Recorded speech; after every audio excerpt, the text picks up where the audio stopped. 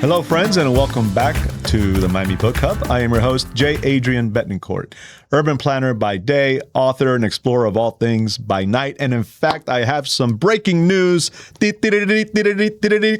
My book has been printed and published. So you've heard me reference it several times on this program. To actually have it in my hands is an enormous milestone, and I'm just so giddy about it. It will be available for pre-sale soon on Amazon, so keep an eye out for that. In the meantime, you can learn all about it and about me at my website, www.threetreasurespress.com. But we're not here to talk about me. We're here to talk about my guest and her amazing book. Her name is Lisa F., as in Frank Rosenberg. She's an author, and she's written a wonderful book that she's going to tell us all about. Lisa, welcome to the program. Thank you for having me, and congratulations to you. Thank you. Appreciate it. In your hands. So you know what that feels like. I do. How long ago was it that you had your unboxing, as we call it? My book was published in January of 2025. Yeah. And I do remember the feeling of unboxing. It's like the day you give birth to a child, right? Absolutely, it is. It's a wonderful feeling. It was fantastic. Yeah. So it's been out a few years now. Well, we haven't even mentioned a title. What is the title of your book? Fine. I'm a terrible person. That's how you have to say it. Which isn't what you responded to my question. That is the actual title of the book, right? Uh-huh. I love it. It's so clever. You have to say it with a little bit of a petulant tone. Yeah. Fine. I'm a terrible person. It's something my mother said to me my entire life. And it became the title of it. Very much sounds like a motherly thing to say. Do you say it to your children? No, I don't. I do not. Broke the cycle. That's it. Cycle breaker. Yeah. Well said. And what's the book about? It's a mother-daughter story. It's a tender, funny mother-daughter, little bit of a caper story that takes place between Northern California and Southern California. And it's a work of fiction, but there are nuggets, kernels of truth, I like to say. It's inspired by by humans that I know and have loved and been infuriated by in my life. And that is the essence of it. And I imagine there are parts of you in there as well, typically. Well, one of my protagonists is named Layla Feldenberg Rothstein. So Lisa Friedman Rosenberg, Layla Feldenberg Rothstein. It's not much of a leap, but yes. It's fiction. It's definitely a fictionalized stories. The characters were inspired by real people and a real community and a time in my life, as the sandwich years, you call them, a woman in her 40s in the middle of in-laws and a marriage and raising children. So, a direct experience in that time, but it's definitely a work of fiction. Excellent. And the title implies that there's kind of humor strewn throughout. But there's also, obviously a lot of serious kind of topics that are addressed, family dynamics, there are cultural identity type of themes, especially as it relates to your cultural background, right? You're a Sephardic Jew. And I'm going to say this wrong, but I'm going to try it. Rodesli? Perfect. Well, close to perfect. Rodesli's. There's an S on the end. Okay. Rodesli's. So, yes. Let's talk about some of that. Tell us about your cultural background and how it is addressed in the book. So I am a Sephardic Jew. I'm actually, my mother and her family are Sephardic. My father was Ashkenazi, but my father left when I was very young. So I felt more identified with my mother's family. But they're a very specific community of survivors from the island of Rhodes, which is now Greece, but was under different governments at various times in my family's history, and escaped.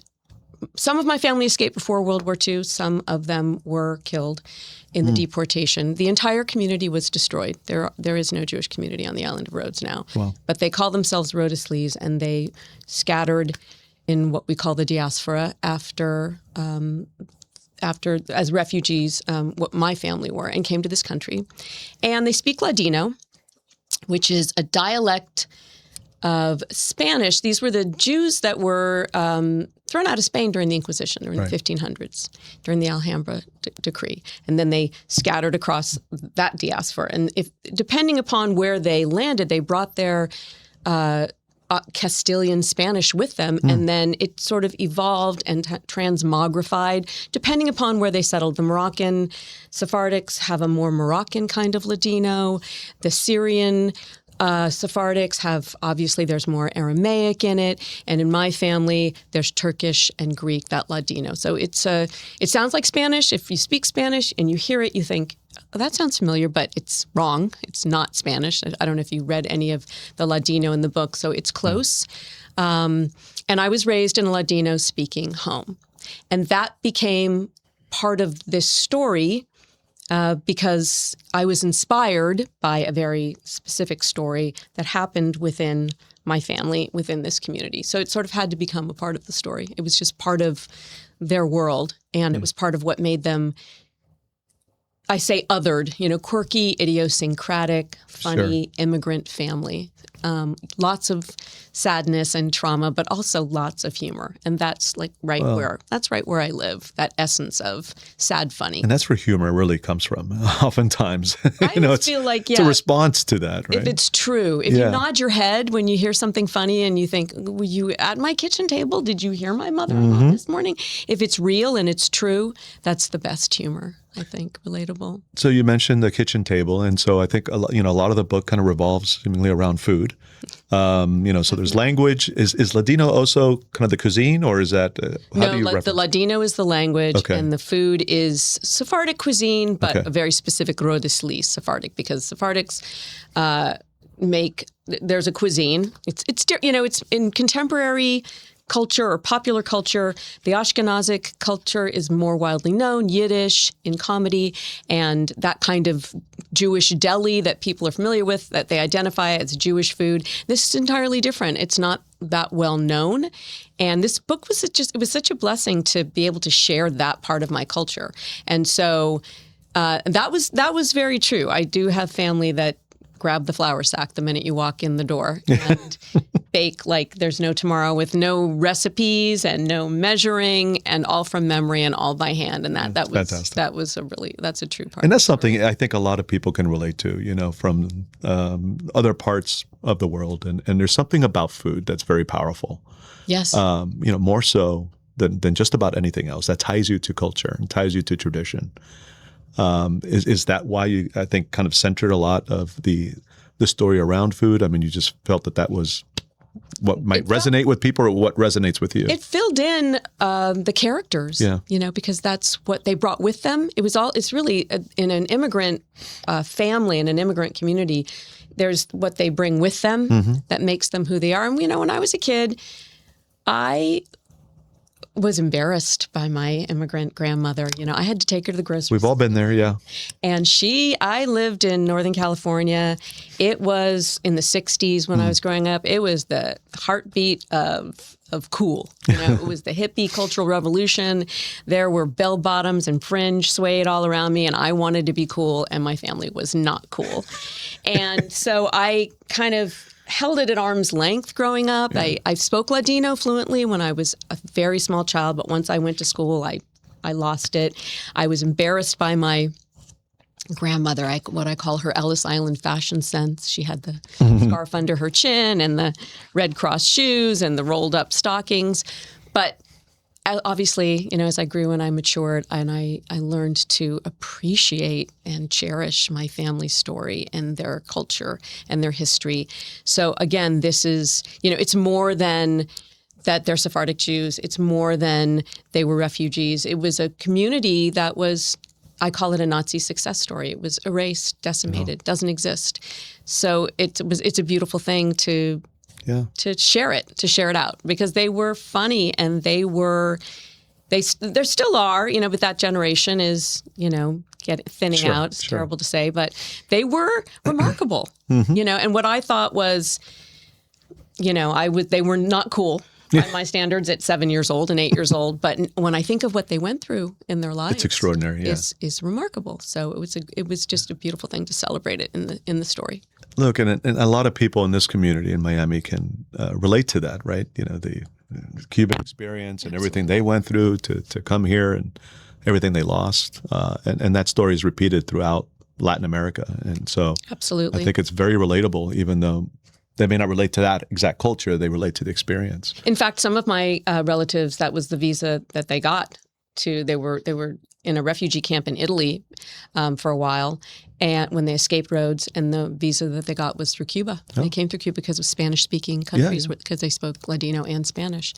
And ultimately, those family members ended up in Los Angeles, but they came through Interesting. Cuba. Yeah. We do have a concept called the Jubins. Yes, I know. So I know. they're great. Really, people have shared out with me at Book Talk. So as you're talking about your story, the older generation and not being cool and this and the other, the movie My Big Fat Greek Wedding keeps popping into my head.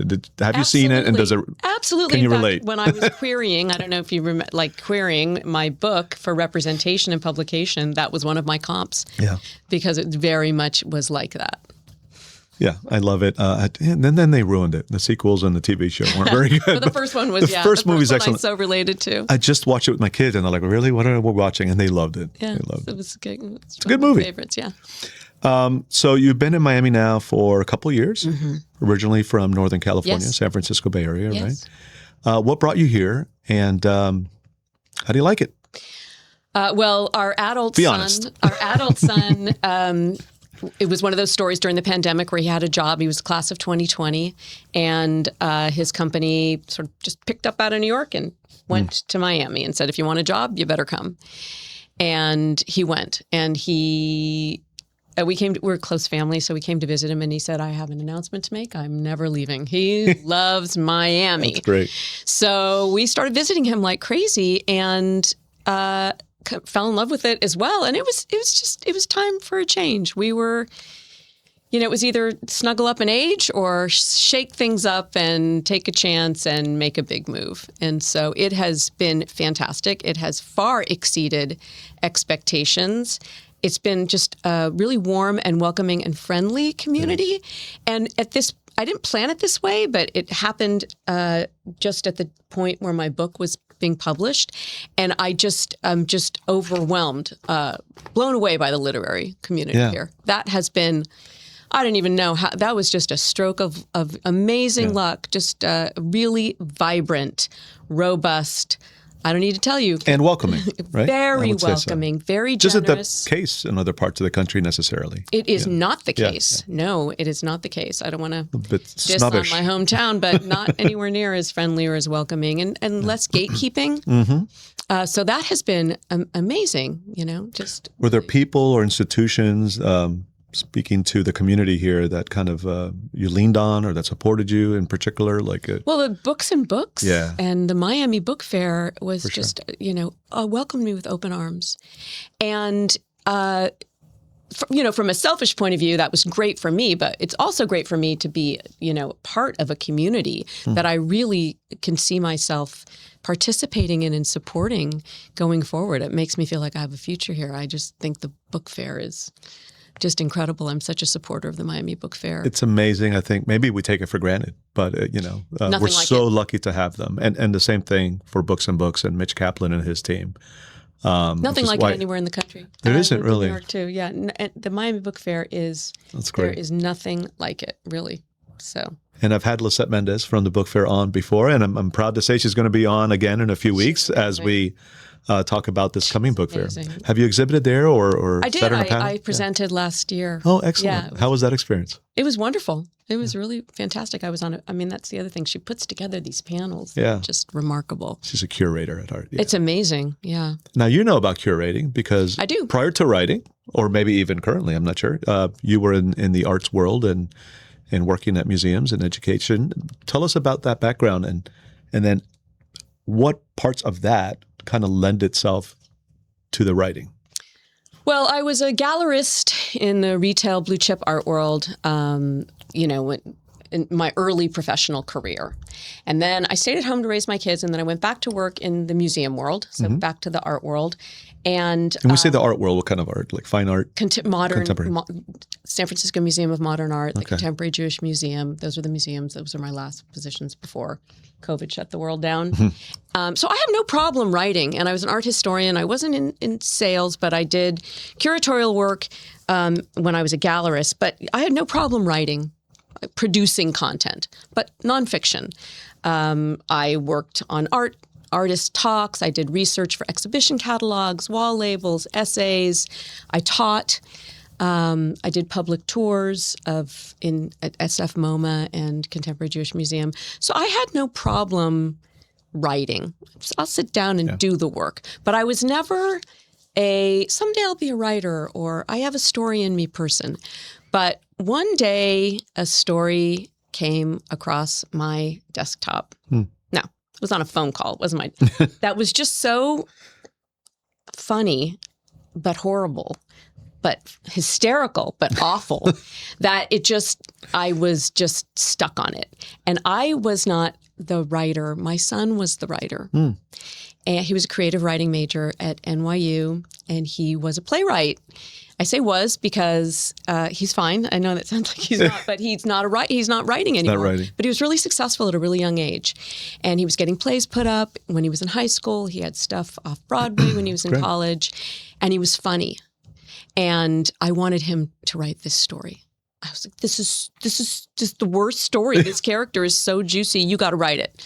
I thought, it's easy for you and it's perfect for you. It's family content and it's funny and you're so good. And I thought, he made it look easy. And I was bugging him to write this. I was like, you got to write this. You just got to write it. It's so funny. I never conceived of it as something for me. But he wasn't interested. He had a life of his own. These kids my today. older son. And he just was like, I just couldn't get get him to dig his heels in. So one day when I was nudging him, he said, why don't you write it, Mom? There you go. So I just said, okay, that's easy. Thinking, you just sit down for a weekend and write a book. That's what Hemingway did. I had no idea. I thought I could. I was one of those people where, you think, oh, I could do that. You see a movie and you think, oh, I know who would have played that part better. You recast a movie or you think you would have changed the ending. So in my blissful ignorance, I thought I could do that. And then Head first. I sat down and it was a pandemic. So I had plenty of time on my hands, no excuses. And I thought, it'll just pour out of me, just over a weekend. And I stared at that screen and I didn't know how. Well, the hardest part is starting, right? Was that where you got bogged down? Or? I just didn't know where to begin. Yeah. But I was stuck on it. I was stuck on this character. I was stuck on this story. I just thought it was too good.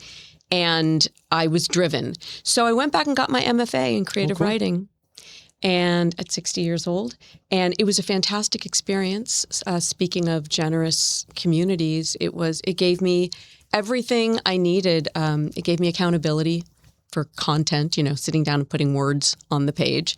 I learned craft. I had a community of, colleagues in my cohort to get feedback, which is, no joke when you're 60 to sit in a critique circle.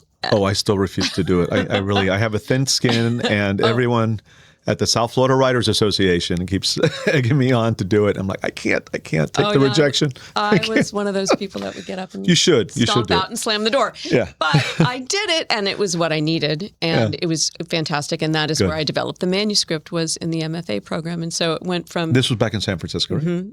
At Dominican University. Okay. And it was great because the pandemic wasn't great, of course, but they did a low residency MFA where we could get to work during the pandemic, remotely.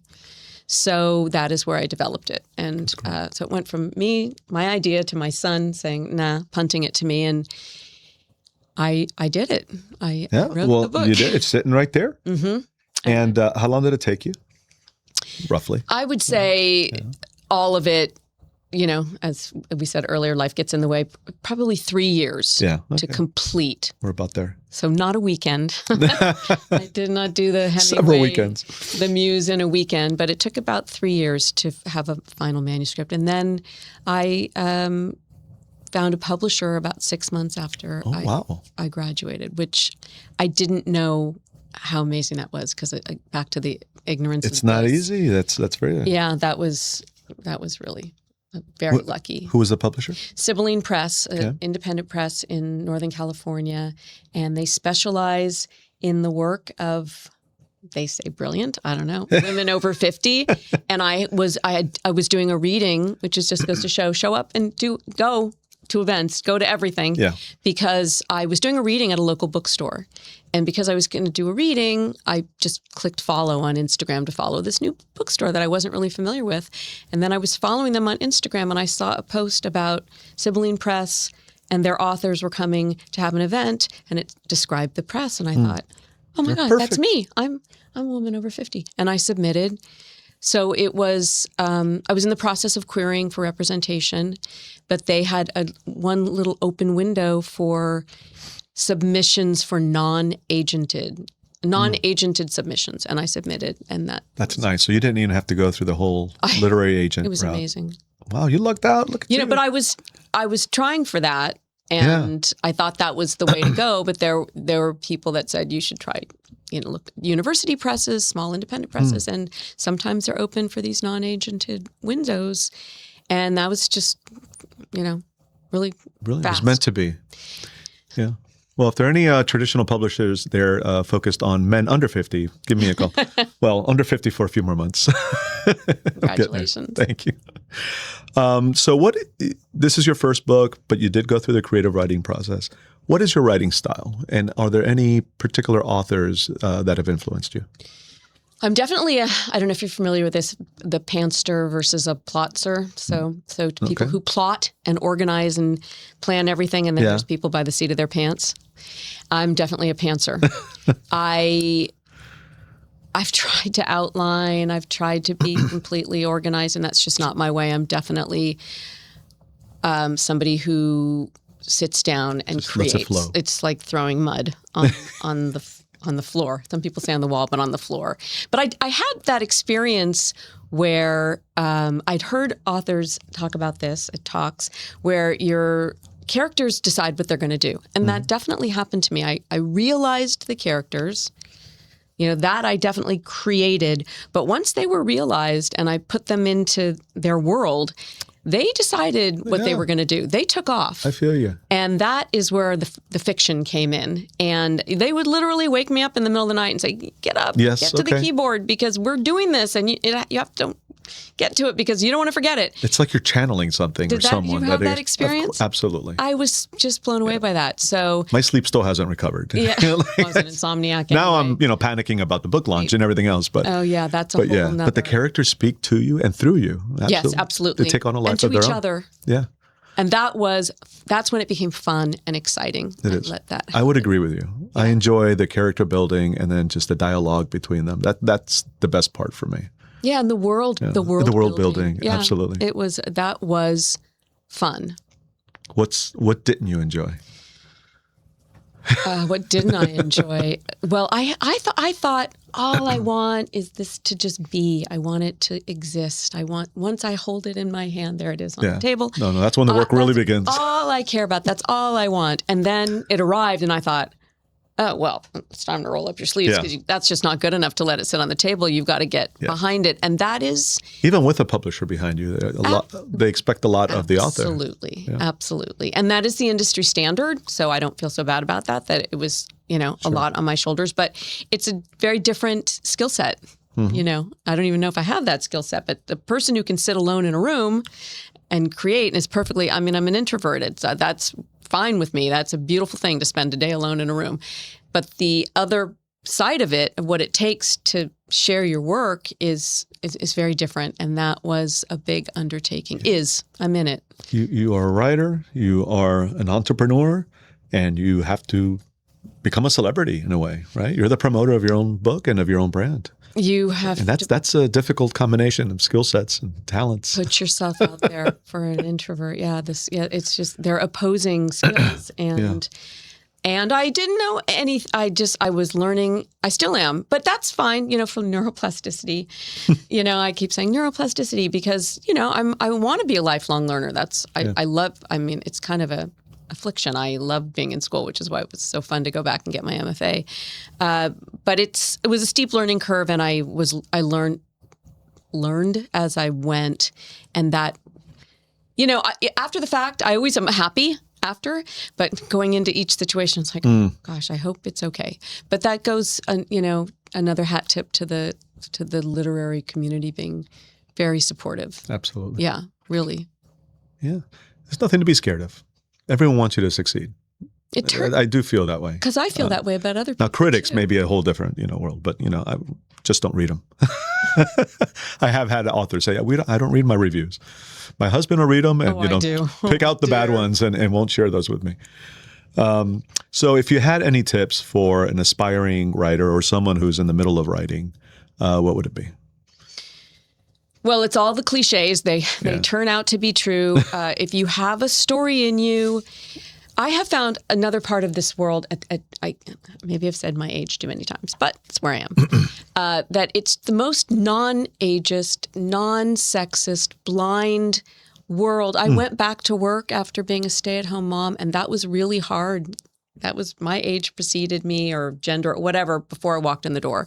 And in the literary world, it's the story, it's the content, it's what you create. And I have found that to be so refreshing and a wonderful surprise. So if you've got a story, go for it, because there's really room for everybody, and it is a supportive world. And there are fewer barriers now to telling your story and sharing your story than there ever were. This idea of, you have to be a celebrity, or it has to be the big five. There are so many ways to get your work out there, and they're all however, whatever it takes. I'm self-publishing, and it's Gorgeous book you have in front of you. Thank you. I think they did a pretty good job. I went through bookbaby.com. I don't know if you've heard of them, but they provide a full menu of services, including book cover design Gorgeous and editing cover. and the whole thing. Yeah, so that was my concept. And so it's all about yin yang and old ancient civilizations crashing into new technology. And some San Francisco in there. So there is. So, and that, I'm glad you brought that up, because I picked San Francisco specifically. Well, one of my characters is half Chinese, so that makes a lot of sense. There's obviously a lot of ties there in San Francisco to Chinatown and to China. But I've always been fascinated by San Francisco, and I love it. It's a beautiful city. It's funny, you moved from there to here. I'd love to move there and take weekend trips to wine country. Yep. But, San Francisco and Miami to me are like two sides of the yin yang. It's like they have so much in common. Multiculturalism, the Bay. I go into it in my book, pick it up. Can't wait. But then they're complete opposites in many ways, right? The climate, geographically.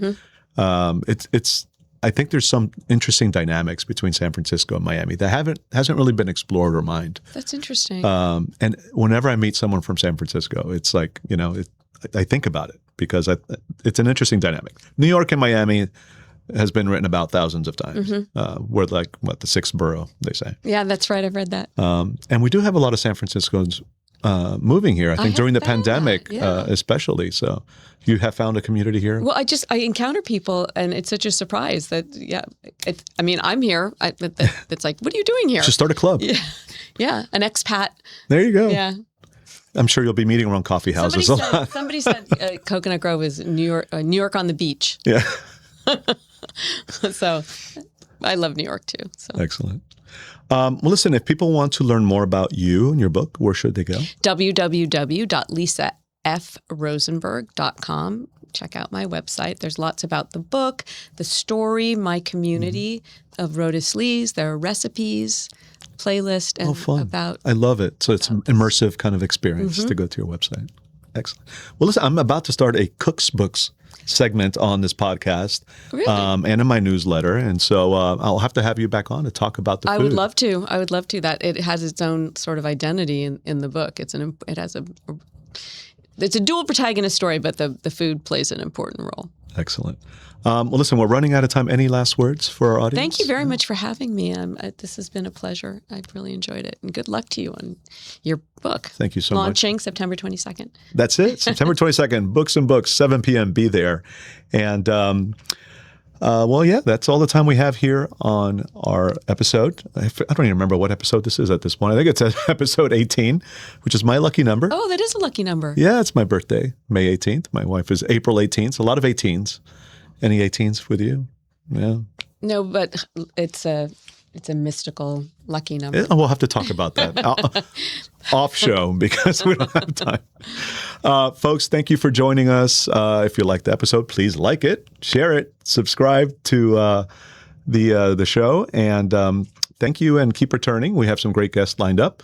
I also want to thank our partners in this endeavor, Miami's community newspapers, for producing and hosting us here in these lovely studios. And in particular, our producer, Priscilla, behind the screens. She hates it when I give her a shout out, but she deserves it.